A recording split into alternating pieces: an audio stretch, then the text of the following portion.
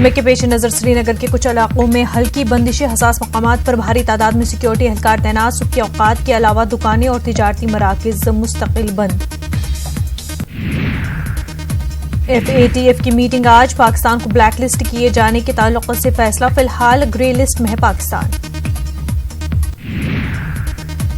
PM Modi आज मुंबई में अवामी rally से करेंगे खिताब। कल तक इंतखाबी तशहीरी मुहिम का आखिरी दिन, 24 अक्टूबर को इसके नताइज भी आ जाएंगे।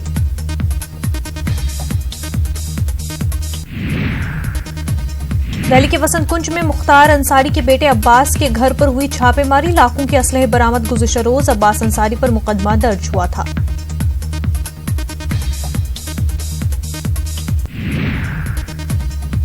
यूपी में 11 सीटों पर ज़िमनी इंतखाब। बीजेपी ने तेज की इंतखाबी मुहिम। सीएम योगी अलीगढ़, रामपुर और सहारनपुर में करेंगे इंतखाबी रैली।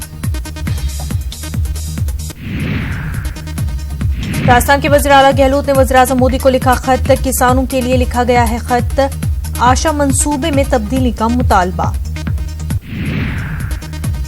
तेलंगाना में आरटीसी मुलाजमीन की हड़ताल 14वें दिन में दाखिल। आरटीसी हड़ताल पर आज तेलंगाना हाईकोर्ट में होगी सुनवाई।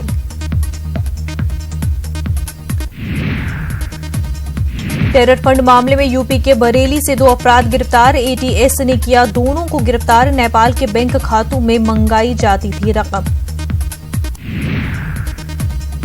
पटना के कुछ इलाकों में अब भी जमा है सैलाब का पानी। गंदे पानी की वजह से फैल रही हैं बीमारियां। स्कूल तक नहीं पहुंच पा रहे हैं बच्चे। 22 दिनों से लोग गंदे पानी में रहने पर मजबूर।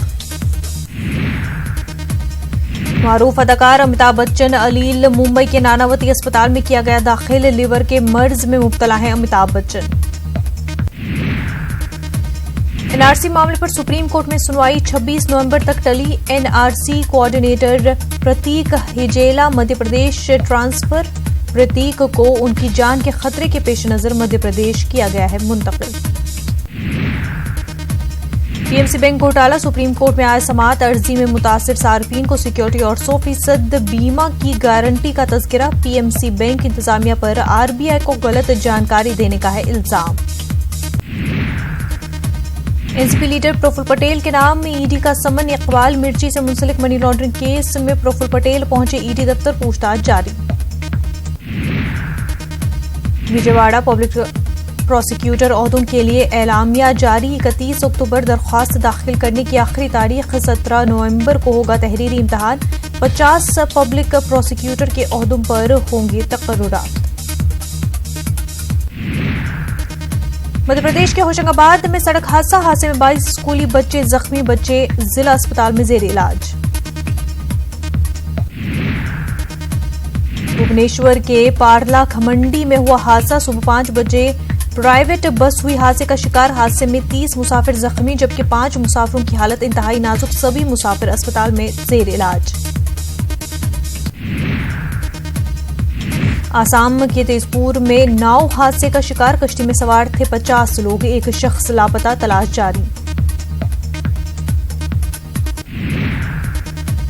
मुंबई के पार्ले इलाके में सड़क हादसा। मुंबई के वेस्टर्न एक्सप्रेस हाईवे के फ्लाईओवर पर एक तेज रफ्तार ट्रक ने 2 गाड़ियों को टक्कर मारी। हादसे में मुतअद्दिद अफराद जख्मी।